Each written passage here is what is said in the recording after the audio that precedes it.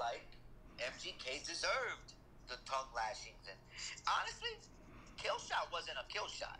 You know, what he spit on Kamikaze is, to me, way more scathing than anything he said on Killshot. Anything. Like if you listen to the song that he got with Royce, right? Yo, M goes hard. Yeah. M go hard on that record on MGK. No question. Where he's like, nigga, you ain't even been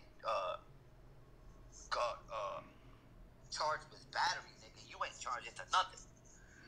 Like, you over here claiming the streets talk, nigga. You ain't never even had a gun on you. You ain't never been in an altercation. You ain't like, M lights his ass the fuck up. And also, like, you know, the way he comes up with the quadruple entendres, and like, you don't need a submachine gun to come at me, but you know who you are, Kelly. Like, Eminem does a lot of verbal acrobatic tongue lashing on MGK on that record, which I felt was way more scathing than Rap Devil. But from where he was at, like where he was, Eminem was the guy that made the corny album. Like at that moment, before that Friday and that Kamikaze came out, he was the guy who's washed up, who made a third corny album in a row, whatever, third or fourth corny album in a row, and he came out of nowhere and set it off. You know, put all these landmines in the dirt and dared anyone to walk up on him and you know, bring it or whatever. MGK bought it. I felt this when the World Star Hip Hop song came out. I was like, wow, the nigga made a fucking video for it. The diss is strong. Things that I would never even thought of as a diss, you know, his own angle of things, you know, the white kid from Cleveland. All you ever do is stay in the house and read a dictionary. Yeah, very good. Awesome. You know, as a diss, it was like, whoa, like, let me find out this motherfucker's about to win the beef against Eminem. But like, I don't know, not even a day later, like hours later, the nugget already starts getting in your head. You know what? I feel sorry for this guy because Eminem's gonna destroy him. Eminem, like, I can't wait to hear what Eminem's gonna rebuttal against Rap Devil, and then he rebutted it with the Kill Shot, and Kill Shot is the perfect fucking title for the song because it did it exactly that. It destroyed him. It's finito. Yeah, I get it that the album lyrically and he sets more beef up and knocks it down on the album Kamikaze itself, maybe more prolifically and stuff like that. But as a nigga that was in obscurity, came back from the dead, dropped the album that made mad fucking beef. The beef gets answered, and then Eminem says, "Fuck your little answer. Here you go." Oof! Killshot's the shit. Killshot is the shit. You know, like, very strong. I think that was the intent. But here's the problem. It was the execution. You waited a week, like 3 interviews later. You went on Sway, right? You did these interviews. You were talking about Joe Budden. You were talking about all of the shit, right? Let's not even get on Joe Budden because Joe Budden has been fucking putting his foot in his mouth like he's trying to, you know, become a contortionist or some shit. But you went and if he would have dropped Killshot the day after, maybe my opinion would be different. But I waited a really long time. Was it 3 weeks? Was it weeks? It was a minute, dude. It was a week. little minute. Probably a week. It was maybe a week, maybe a little bit longer. And then when I first heard Killshot, I wasn't too blown away. I wanted you to decapitate this nigga. I wanted you to decapitate this young upstart, wannabe fake ass white version of you vanilla Wiz Khalifa. You vanilla nigga. You vanilla ass nigga with your beard shots, with your old cheap shots. I wanted you to fucking. Well, that was a good line. I'd rather be 80-year-old me than 20-year-old you. That was a good line. That was a good line. That was a good. No, you know which one I think was the one when he said, "I'm older than you, but I'm still selling more." If your argument is that I'm old and irrelevant, why am I still selling more records than you? Yeah. And then he drops Binge, and it's certified Garbage. trash bag. Yeah. Yeah. Hold on. Let me answer this real quick. I.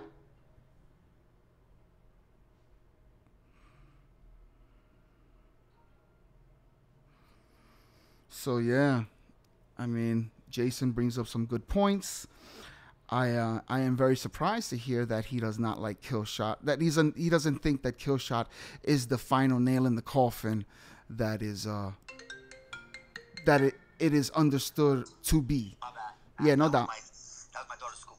Oh no, I was just saying that I find it surprising that you don't think Killshot is that final nail in the coffin that most people feel it is. You know, even those that were hating on Eminem. It is because let's be clear. It is because Eminem, you know, has a very, very big fan base, and MGK kept fucking talking. He's like Hillary Clinton. The more he talks, the more people don't like him. So he goes on the Breakfast Club, acts like a pompous fucking Jerk off. Jerk off. Yeah. Okay, now he's getting sued because he somebody on tour, some dude on tour, some Spanish dude who like I think he's like a stuntman for movies in Hollywood, got into it with MGK's entourage because he told MGK he walked up to MGK and started playing Killshot. All right. And started dissing him to his face, which is a little bit reckless. You know, I don't know why you're doing that. Yeah. Well, to get a rise out of him. He got exactly what he wanted then. He got exactly what he wanted. MGK's entourage beat the shit out of him. Yeah. Okay. They stomped him out. So he got more than what he wanted. Yeah. So he got. So he's gonna sue him. Yeah, rightfully so. He's gonna get money. Yeah. He got the 3-piece with the biscuit. But MGK wasn't there. Oh. MGK had the video had surfaced. MGK had nothing to do with it. Oh. But it was MGK. But this is where the fuckery happens, right? Check out the fuckery. He goes on Breakfast Club with his hand fucked up. Angela Lee goes, "What happened to your hand?" Because everybody knows about the incident. Oh. So they're alluding to the incident. So he goes, "I don't know what you're talking about." And okay, you don't know what I'm talking about. So you're trying to tell people that you beat a guy up, but you're trying to make it seem like because of legal purposes you can't say anything. But my nigga, you didn't lay a finger on the nigga. Why are you fronting? I mean, what do we call that? That's front. Perpetrating a fraud. Yeah. You selling wolf tickets, my nigga. Yeah. What do you? Yeah, I'm trying to remember the stupid interview. I think I remember that his hand was bandaged or something. Yeah. Someone alluded to it, asked him, "What's up with your hand?" And he just said nothing, like no big deal, or it's nothing. No. He started laughing, and Charlamagne started laughing. Okay. I know what he was talking about. Because I didn't know anything about this. You know what I'm saying? Because I had heard about it. So, because I'm a loser, and I actually I'm on the internet, and I'm actually reading about this bullshit. This dude. But on face value of that moment, I, as a person who didn't know about that altercation, was just like, okay, moving on. Like that didn't even register to me in the interview because I didn't know about it. Now that I know, it's like, oh, I don't, I could look at it different now and kind of probably look at the footage. Perspective is yeah, but that interview, people are even saying that the interview was scripted. That's how fucking horseshit. Like, not that they remembered lines like a movie script, but that he knew the questions they were going to ask him before they even went live, because Diddy, of course, they had to give the questions to Diddy 24 hours before, and that's why when MGK is like talking, he's answering one of the questions, he's kind of like, hold on, I fucked that up, I messed that up too, and Angela Yee or Charlamagne saves him, kind of cuts off and says, oh, but anyway, whatever, because he had kind of fumbled his lines, you know what I'm saying? The answer. I don't know what the question or the answer was, but I'm talking about 50 different fucking videos talking, Illuminati, not Illuminati specifically, but charlatans in the mix, like some type of, wizardry is going on. Yeah. There's some bullshit going on. It was definitely a a rehearsed and or scripted interview. You know what it looked like? It looked like when a fucking Democrat goes to run for office, they go on CNN to do a complete fucking fluff piece. They asked them a bunch of fucking softball questions. Yeah, shoe shine, like, yeah. Tap dancer, shoe shine. Right. So, what is your strategy for you know, to bring us closer together in this? You know, don't ask them any of the tough, like, hey, how do you feel about the fact that, you know, I don't know, 50% of the country's poor, or, you know, like, don't ask them, you know what I mean? Like, just ask them a bunch of softball. It looked like a complete, and Charlamagne, who is this guy that claims that wants to have so much credibility and to look like he's the ambassador of he's the ambassador of everything that is hip hop. That is hip hop, and it was so contrived and so it was ungenuine. Yeah, it was something weird about it. I noticed that just from watching it. It was kind of like weird, the whole thing. Still dick riding MGK, even though he clearly lost. Whether you want to look lyrically, song wise, how you compose a song, the overall beef and back and forth, the fuckery and nonsense answers of, I got something in the clip, but I'm not gonna release it because that's not even in my lane. He didn't shut none of that shit down. He even went as far as to still say, I don't think Killshot was better than your song. Like he can't be wrong. He so can't be wrong that he's still dick riding fucking MGK, even though Eminem clearly won the shit overall. Even though Killshot did exactly what he was supposed to do. I don't know if I agree with that. He's a piece of shit who wouldn't fucking admit that he was fucking wrong. He could stand, that line alone when he says the Puffy put the hit out, the Puffy line. That's classic fucking hip hop. That's a beef. A beef created one of the best fucking lines in 2018 because you line up all the songs and lyrics. That was a strong line. That was a strip. Here's the problem, though, my nigga, because you're old enough to remember the Cannabis LL beef, right? Yeah, of course. All right. Now, a lot of people say LL won.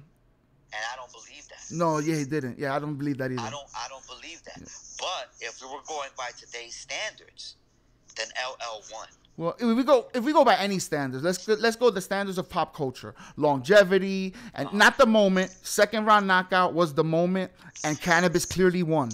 But after the fact, LL does another song.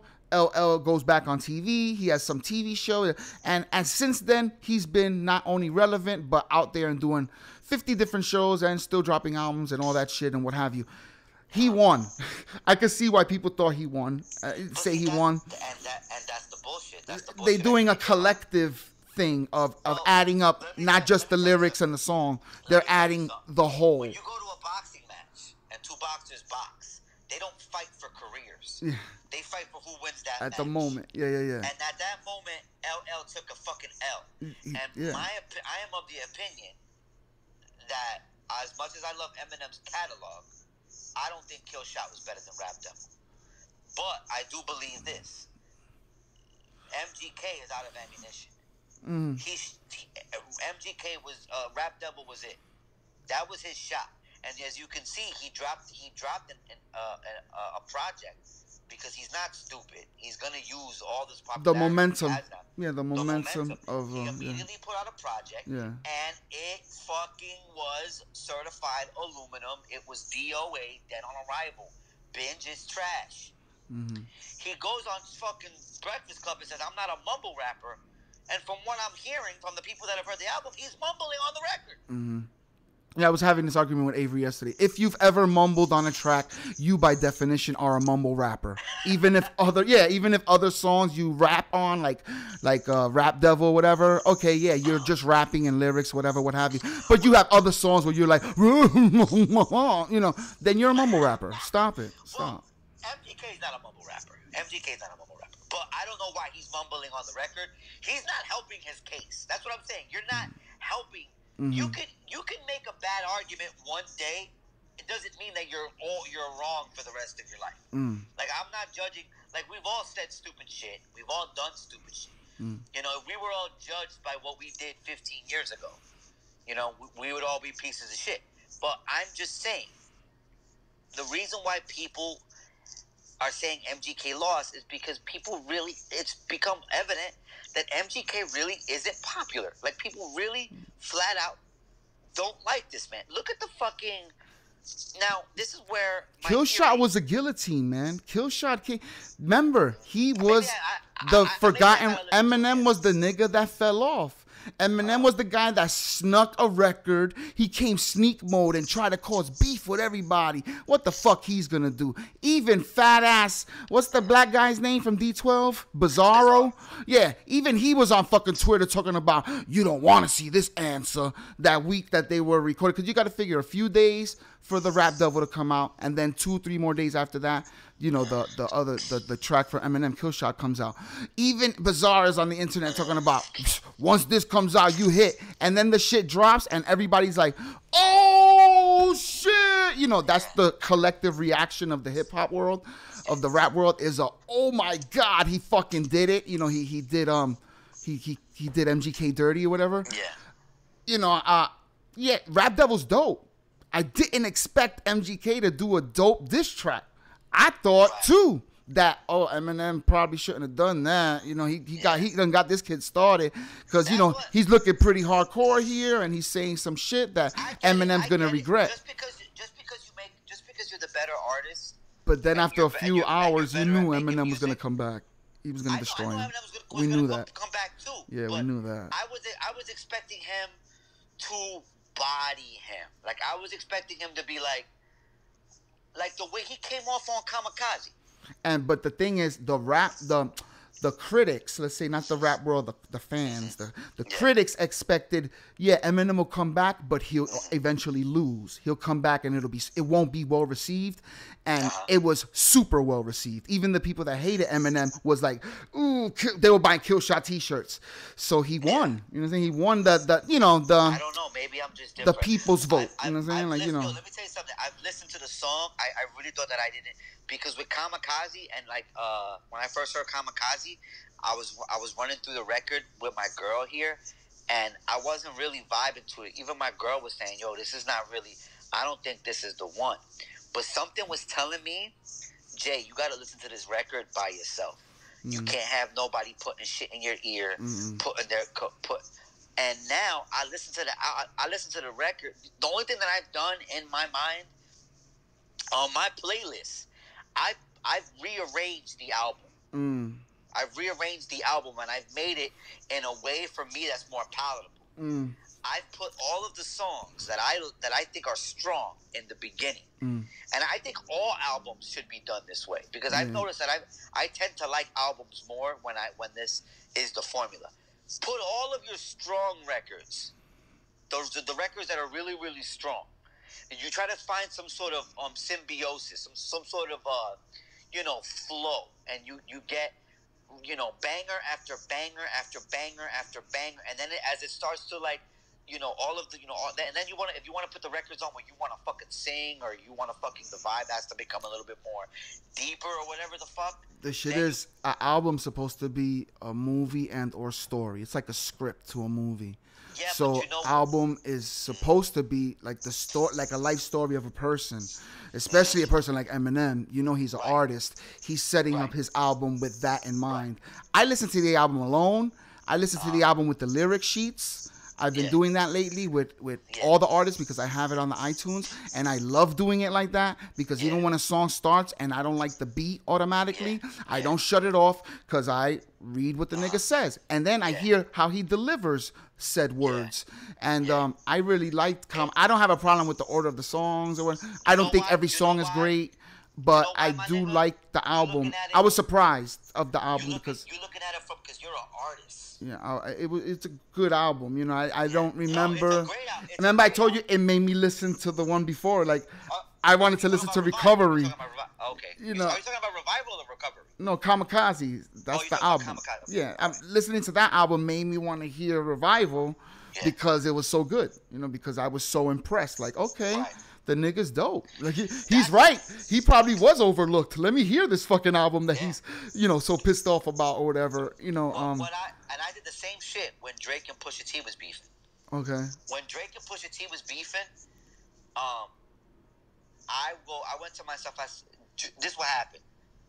Pusha threw some shots on his project on Infrared on his song Daytona, on his album Daytona.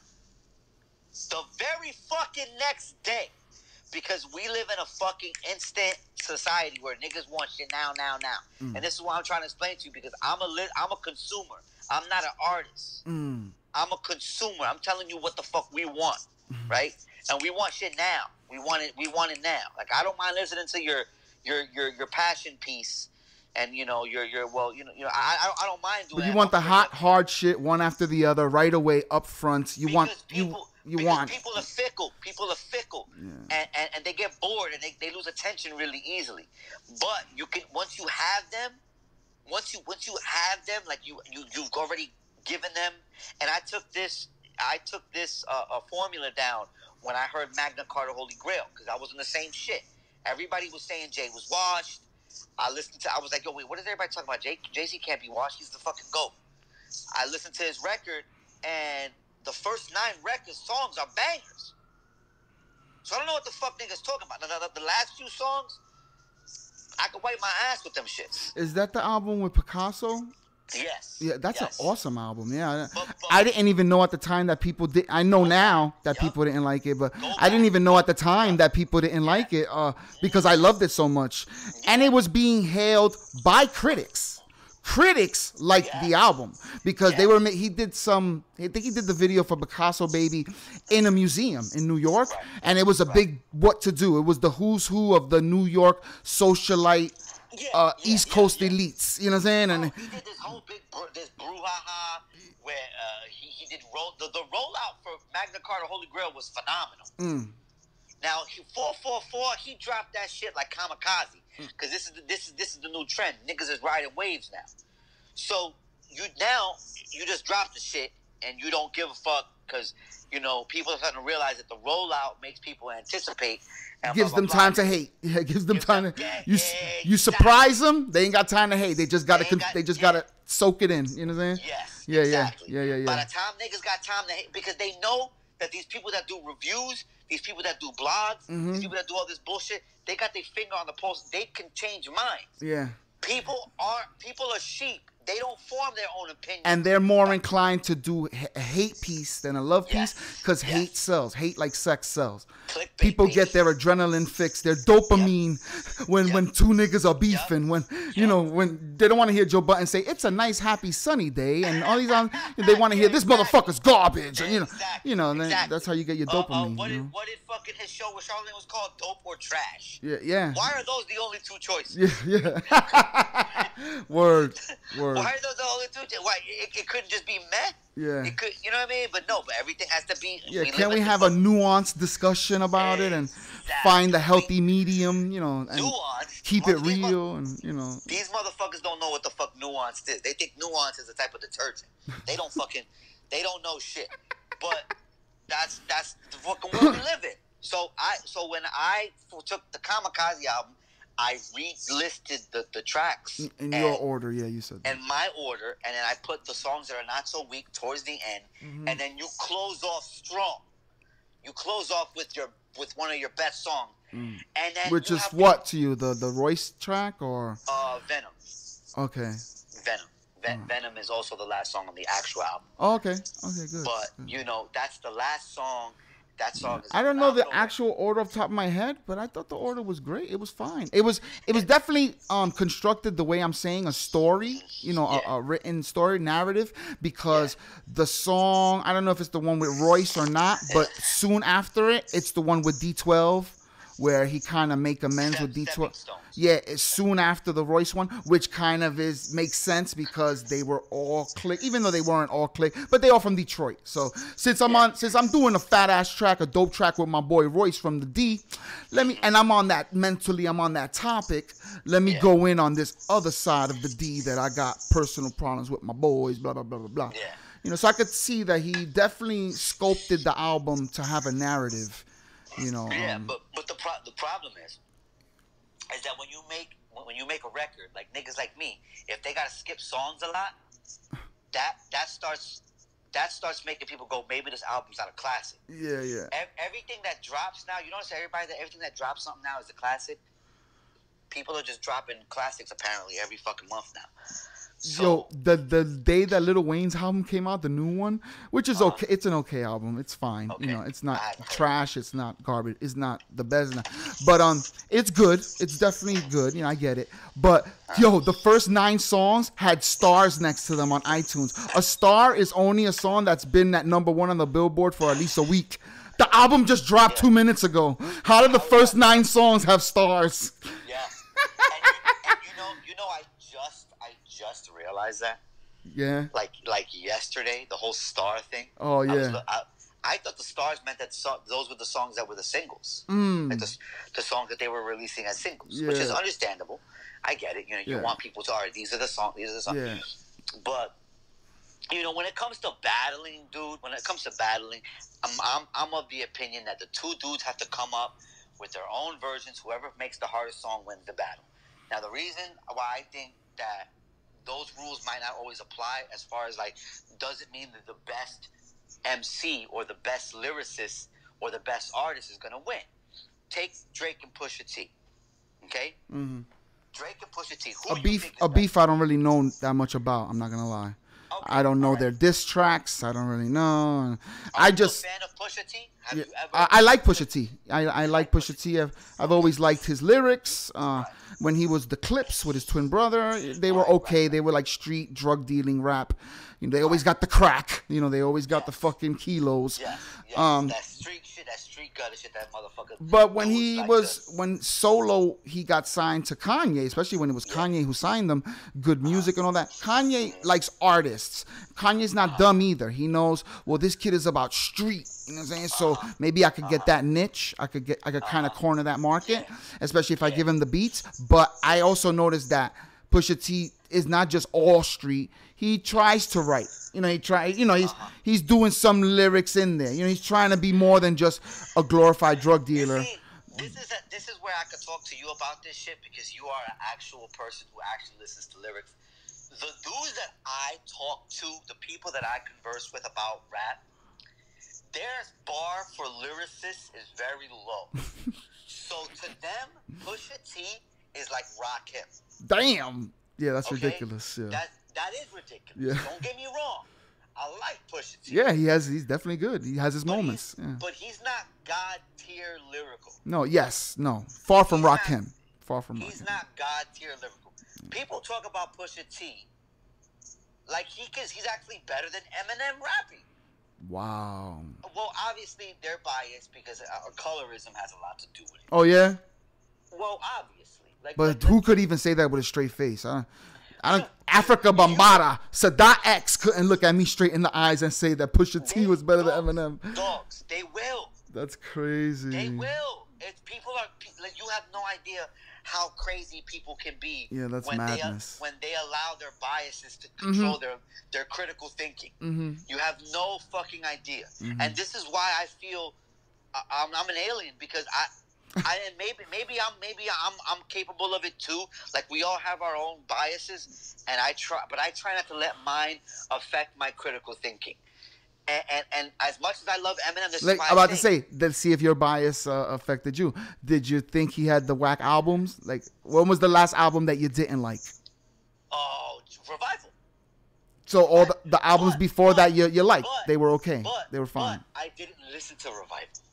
Okay. So you think you might have liked it if you gave it more of a chance or more of a listen? All right. I can tell you definitively, the last album I did not fuck with, Marshall Mathers 2. Okay. Didn't fuck with it. So listen to it. Relapse and Refill. All of them. I can listen to any of those other albums. They were good albums to you. Yes. Yeah. Okay. Recovery, except for Infinite, which dropped. You know, obviously I'm not listening to Infinite. That was his first album. That was his first. Yeah, album. that was before he was known. No, I'm talking about new, because people say he's been corny for about 3 or 4 albums ago. So I just wanted to know when you thought he was corny. You know what I'm saying? Or I thought he was corny when Marshall Mathers 2. Yeah, you said. Marshall Mathers 2 was all right. He started to not put out. formula. The same product that you were used to. He was not of the caliber that you're used to anymore at that moment in that album. Yes. Now for the album of Relapse and those albums, the one that has 3 a.m. in the morning on it. I don't know the name of the album offhand. Hold on 1 second. Go ahead. I believe that's Relapse or Refill or some dumb shit like that. He had an album called Relapse, right? Right? The album Relapse was the one with 3 a.m. in the morning. At 3 a.m. in the morning. Yes. That's the same album? Yeah, I thought that album was good. I like that album a lot. I like that album a lot. Yeah, more than a few songs that are good. But that album, people say is trash. Like people like Joe Buttons and critics, to them that was not good Eminem. That was nonsense. Because they're not Eminem fans. Like, and on top of the fact too, you got to realize, like, you're looking at people that go, well, this music is not for me, so this is not what I want to listen to. But damn, you can still gauge it. You can still say if it's good or not. You don't, I get it. You're black. You're from the ghetto. You don't associate yourself with a person who wants to kill his mother and pop pills. Yeah. Okay, whatever. Yeah. Fine, I understand. But you can still say objectively, but that guy's good, but that guy's bad. Whether you like his music or not. You don't have to necessarily say he's garbage or he's trash. Or unrealistically say Pusha-T is better than him. That's ridiculous. That's bullshit. The problem is that people you can lose interest in a certain product. Like what made you like let's just say you like comic book movies, but then you grow out of comic book movies and you want to watch foreign films. If, Deadpool or Logan comes out and you're not in a mental space where you want to watch that shit, you'll be like, nah, it wasn't my cup of tea. Even though that movie was probably the best of the genre. Mm-hmm. Now you're judging it based because you weren't in the mental space to be listening to that. When I first had heard Relapse, I hadn't heard from Eminem in 3 years. Mm. And I knew that he had a lot to say because Proof had died, because he had been in hiatus, he had been battling drugs. Mm-hmm. I wanted to know what he had to say. Where have you been? What's been going on? What's going on with you? When I first heard the record, I was excited for M. Yeah, wasn't that also the record where the first single was I'm Not Afraid, I'm Not Afraid? No, that was Recovery. Recovery? Okay. That was Recovery. People don't like that album either. You know what I'm saying? That was the beginning of woke Eminem. And we had this. And that's what people started not liking him. And that's what people started not liking him. Yep. But again, it's disingenuous to say he's whack. And let's say that album, Recovery, because that song was a hit. I'm Not Afraid. It was actually on the Billboard and it was a number one hit for a few weeks. Song. And then, other songs on that album I'm sure did well, and the album itself did well. This is the problem with Eminem's the albums where people have started to be like, oh, all right, well, you're not putting out, you're being washed. He's fucking oversaturating these albums with songs. He's because he goes on such a hiatus for a really long time. He comes out with these projects, they got like 19 records, fucking songs on it. 18, 19 songs with skits and everything, yeah. And then, you know what, to be honest with you, most of those songs are B-sides. I'm gonna keep it funky. Okay. They're records that he's just like, either whatever it's the beat or you got too many pop features. I'm like, yo, dog, that ain't the one. I'm sorry, but those ain't the one.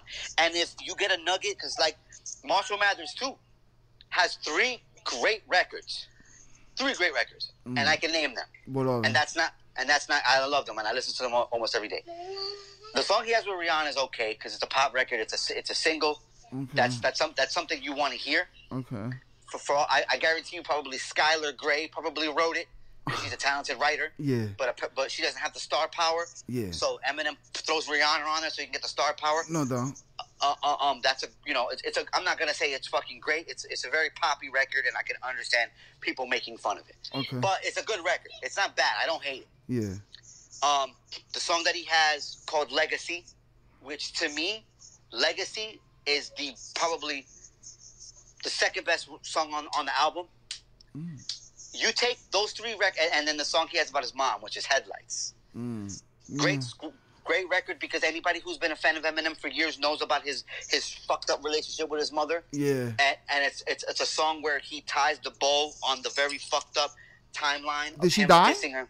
No. Oh, okay. No, she didn't die. But if you listen to the record, Eminem is very, very remorseful on that record about how much fucking shit he threw her away. Yeah. And it comes full circle, and he listens, and he grows a respect for her. It's just a great record. Him, the guy, the lead singer of Fun, is on it. Okay. It's a beautiful record. It's sad. It's what you want. It's what you know. It's where Eminem's creative songwriting and Eminem does. People think that just because you black, you can't have soul. You can have soul. Yeah. It's a very soulful record. Yeah. It's soul. Like if hip hop was made for songs like this, he's pouring his heart out on this. No doubt. The best song on the whole album. Unfortunately, is just the good songs on that album are very few and far between. And then we spoke about the Kendrick Lamar that I feel was a wasted opportunity. Other than the Rihanna one that you mentioned, I never heard of any of those songs. So, you see? Yeah, I never heard of any of them. You see? And that's the problem. You take those 3 records. You do that album over again, and then you add 6 or 7 more. 6 or 7 hard songs with him and Slaughterhouse. Strong. Going crazy. Yeah. Maybe him and Royce. Maybe you got a record like he did with 2 Chainz, like the Chloroseptic remix, where it's him, 2 Chainz, and you throw somebody from Detroit who's not on yet, but you're trying to get them on. Maybe who's that guy, Danny Brown? He threw, boom, and now you got a classic. Yeah. But that's not what the album was. It was a fucking revisit to one of his greatest albums. Yeah. That was first mistake numero uno. Word. And then you add a bunch of pop features that fall flat, sound contrived, that you're trying too hard to make Stan again, or make fucking, whatever the fuck it is that, you got you crossover appeal. The fact that you do Marshall Mathers 2, the fact that you're taking one of the strongest albums, not even that you've ever made, but that has ever been made. Yep. And you don't redo the title. You don't do that. That's already looking desperate. You know what I mean? That already reeks of desperation. So when you say he's trying to remake Stan, it only makes sense because he already went down that road by using the fucking title again. Yep. So yeah, it's not great. It's not great, and it's probably because he got all the feed by then. He already got back that people are not feeling him since Curtain Call or whatever fucking album people thought was his last good one. Those are all of my criticisms of that album in a nutshell.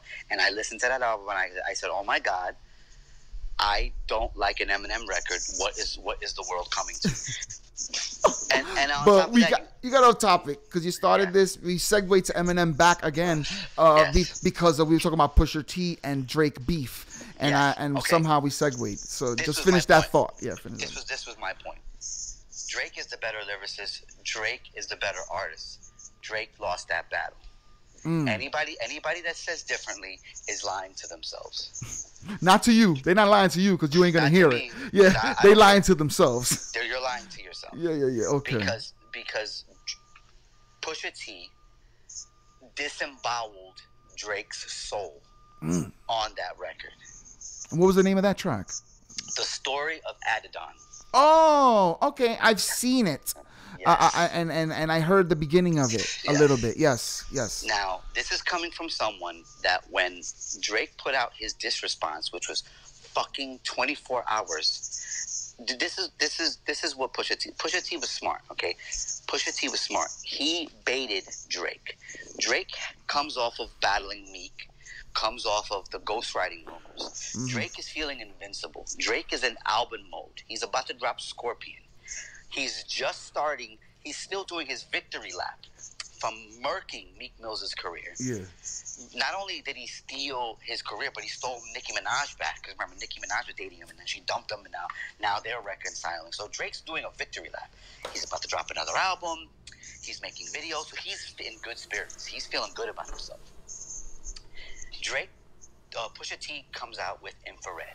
He throws some bullshit throwaway shots about the ghostwriting shit. He's like, he said something very, very, how do I expect you to write, you can't write your wrongs. You don't even write your songs. Okay. Okay. So the very, very tame. Not. We had already heard it before. We heard that. We heard, all those things. Drake hears this. Now, mind you, Drake had already dissed Pusha-T subliminally on a couple of, freestyles, but never, nothing. He said something about Pusha-T. He was like, you sold a couple chops. Now you thinking you Chapo.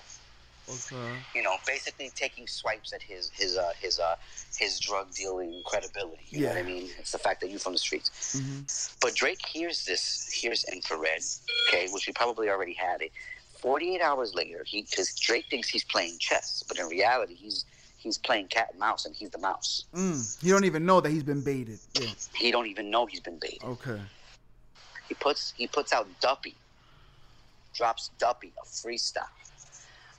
From the second that I heard the first 10 seconds of Duppy, I was like, he's going to body Pusha on this record.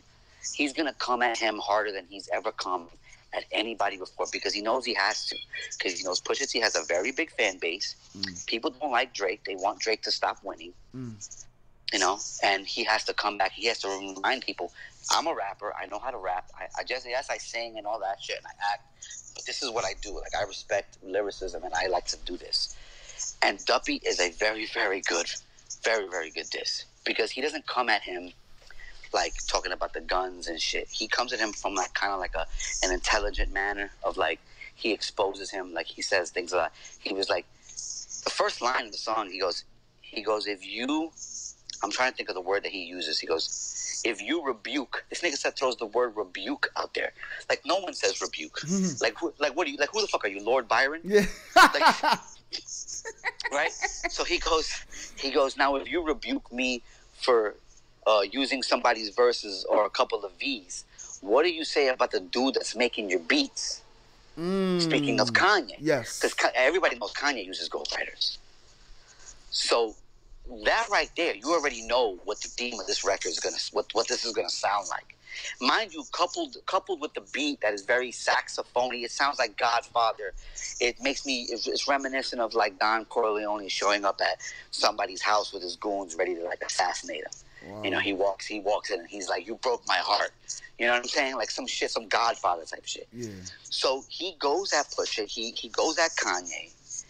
He just exposes Pusha for being, he's like, you're a fake, you're a fraud, you're not really that dude, Kanye uses ghostwriters, you're hating on me, you're old. He just brings up so many cards, right? So I listen to the record and I go, yo, Pusha T, he should have never did that. He should have never dissed Drake. Like, he should have never did it. Should have never got him started. Yeah. He should have never got him started. He even says it. He was like, don't come at me when I'm in album mode. He says, you ain't even top 5 as far as your label talent goes. You threw shots, but I gotta challenge those.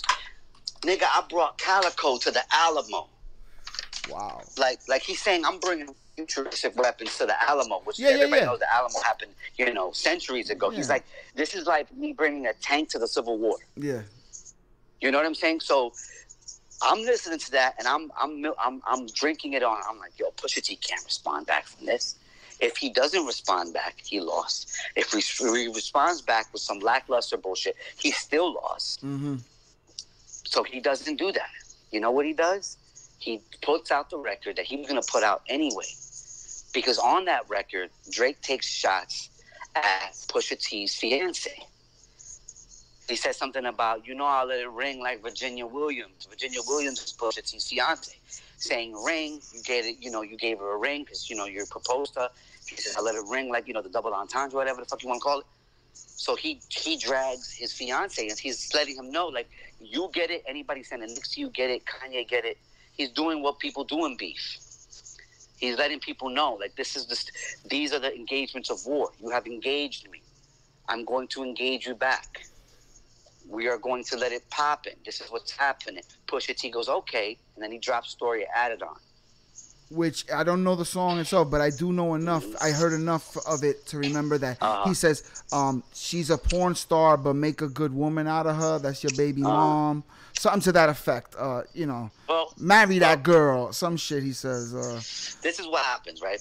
He puts the track is on. He rips over Jay-Z's beat, "Story of OJ," which is a great beat. Yeah, and it's also poetic because Jay-Z and Drake have had their issues as well. Okay, this is all very psychological type shit. Like this is like you know when you used to battle with dudes that you know. Sun Tzu, and they would, mental warfare. You know what I'm saying? Art of war, art of war, baby, art of war. All that shit. You attack the mind and the heart before you attack the body. Yeah. Exactly. Yeah. So he comes at him with these things, and then he hits him with the fucking the piece de la resistance. He unveils that Drake has a child out of wedlock that he got, which was a rumor, but now that Pusha-T says it, it turns out that it's true. Drake has a child that he was planning on revealing to the world through an Adidas. He was gonna put out. He not only did Pusha-T win the battle, Pusha-T fucked up Drake's money. He fucked up the Adidas rollout. Fucked up that Adidas deal. Went sour now because of the backlash over this beef. You're telling me that he won the battle just off of that alone? Yeah, off GP. Yeah. Off GP, he came at his throat. He dissed him. He talks about. He then coupled it with a picture that he puts as the artwork for the song. It's Drake from a couple of years ago doing blackface. Oh wow! You didn't even know about that, did you? Yeah, no, I did not. No, dude. When I went on YouTube, I got a hit because I was talking to somebody on fucking social media about the beef. I get the recommended and my recommended feed story added on at like 11 o'clock at night. I come downstairs. My girlfriend's asleep. My kids are asleep. I come down and I hear the record. The first thing that pops up is the artwork. The artwork is Drake in blackface, smiling like some Sambo-ass motherfucker. Supposedly he did this fucking shit years ago when he was doing the Degrassi thing in like 2007 or whatever the fuck it came out. It was some sort of performance art. It doesn't fucking matter. No. And this everybody's trying to attack your credibility. They talk about Drake. They call him Blackface Drake now. Wow. In all of the ways that Drake has become a meme, this is the most offensive. Holy shit. So and now that even deeper the war is, it's good on him, good on Pusha T, because Drake involves the fiance in the lyrics and stuff. So he's kind of saying, hey, there's no holds barred here, man. Yes. This is about, I'm involving everybody. So Pusha T goes, oh, these are the rules you want to play by? Then I'll involve your business as well. Not just your family. I'll fuck up some of your money too that you about to roll.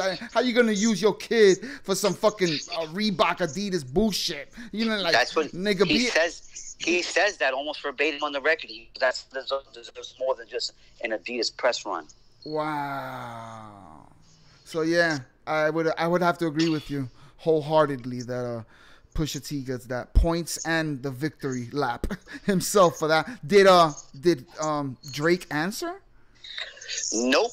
Because he was fucking advised to leave it alone, and that's when we lost the fucking battle. And then what happens next? What goes next? The dance, the challenge of Drake, where people get out their cars and whatever. Yeah. Tell me that's not fucking contrived Illuminati bullshit. Because Drake, if Illuminati's real, Drake's got to be one of their poster children, and you can't have him look bad with the baby he was about to roll out. So let's just start a new thing where he's good again. Look, people are dancing and getting hit by trucks while they're fucking stopping in the middle of the road because of Drake. Fucking dumbass. Yeah. Oh, well, and then people lie to themselves. People will go, "Oh, Drake's over. Drake's done. Pusha just ended." I said, "Are you fucking kidding me?" I said, "You think a diss record is gonna stop the fucking billion-dollar money train that is Drake?" The train. I was just thinking that the fucking momentum of that train. Are you people are kidding? You people are joking, right? Yeah. You think diss records make... If that was the case, we wouldn't have LL. LL wouldn't be acting anymore. Word. LL lost to cannabis. Doesn't fucking matter. Yeah. Oh. Well, we just lost J-Rock, and I'm sure he has a lot to say on that topic. He's going to call me back, that's for sure. We've been going on for almost an hour, so I am going to cut this very, very soon. I surely hope that the sound quality is much better than the last time we've attempted to do this. It was basically over the dropping of the Kamikaze album. Me and Jayson did a little video. But this time, it's hopefully clear for everyone to hear. And that's all I'm going to say about that. I don't even think Jayson knows that the call was dropped because he's yet to hit me back. I'm going to attempt the endeavor and hit him up real quick, just so I could properly close this out. Let me see what happens. We're on standby, people. Yeah, it's not looking prosperous. Maybe he's in one of those bad zones. You know, could be somewhere where he can't recatch the phone call. Yeah. All right. Well, this has been grand. I always love kicking it with my brother J-Rock.